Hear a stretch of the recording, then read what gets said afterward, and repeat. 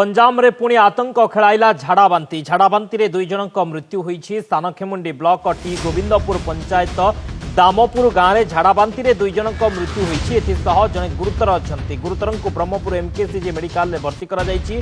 गुरुतर हेले शुक्र मल्लिक एने सूचना दैछंती टी गोविंदपुर सरपंच। पुणी झाड़ाबांती आतंक दुई जनक मृत्यु होइथिबा सूचना। जने गुरुतर रहिछंती एमकेसीजी रे भर्ती होइछंती। झाड़ाबांतिर कारण कौन? गंजाम रे झाड़ाबांती रे पुणी जिते आतंक देखा मिली। झाड़ाबांती रे दुई जनकर जीवन पुणी जाइए। जड़े गुरुतर रही सानखेमुंडी ब्लॉक दामपुर गाँव में झाड़ाबांती आक्रांत पुणी देखा मिली। आतंक देखा मिली। दुई जनकर मृत्यु पर जड़े गुरुतर रही। गुरुतर को एमकेसीजी रे भर्ती करा जाइए। घरे रही रोजगार करिबार पंथा खोजुछंती कि जदि हाँ सोमेन अगरबत्ती नहीं आसिला सुवर्ण सुजोग। अगरबत्ती मेसिन नहीं आरंभ करंतु व्यवसाय। स्वल्प निवेश रे करंतु अधिक आय। सोमेन अगरबत्ती समृद्धिर साथी। कालुचरण नाग दिगपहंडी रिपोर्टर फोन लाइन रही। कालुचरण पुणी दिगपहंडी अंचल झाड़ाबांती आतंक देखा मिली। कौन सूचना रही? केते जण आक्रांत हेलेनी वर्तमान सुधा? देखु शक्ति जो भाव गंजाम जिला सानखेमुंडी दिगपहंडी पूर्व झाड़ाबांती चार जनकर मृत्यु होता बेले पुणी गंजाम जिले झाड़ाबांती दुई जनकर मृत्यु होती। गंजाम जिला सानखेमुंडी ब्लॉक टी गोविंदपुर पंचायत दामपुर ग्राम में झाड़ाबांती दुई जन मृत्यु होती।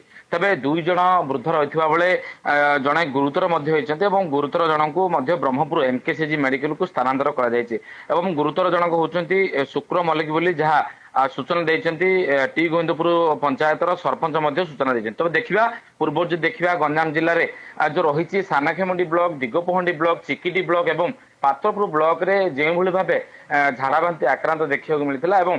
এই যে ঝাড়াবান্তিরে পাখাপাখি 4 ରୁ 5 জনଙ୍କର ମଧ୍ୟ ମୃତ୍ୟୁ ହୋଇଥିବା ମଧ୍ୟ ଦେଖିବାକୁ ମିଳିଛି।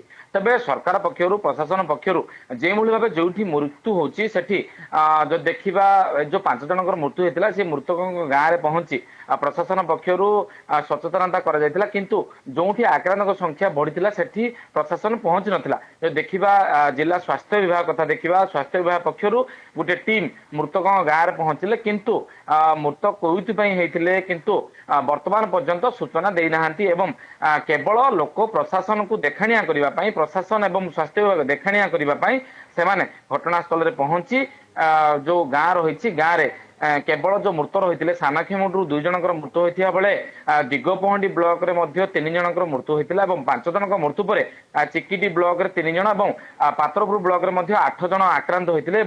अन्य जो रही गुरुतर अवस्था पाखापाखि 160 रु ऊर्ध्व जन दिगपहंडी सानखेमुंडी पोड़ामारी चिकिटी पात्रपुर समेत ब्रह्मपुर एमकेसीजी रे स्थानांतर होता सूचना रही। जदि देखा बर्तमान मृत संख्या 7 रु ऊर्ध्व घटी मृतक संख्या बढ़िबार लगी।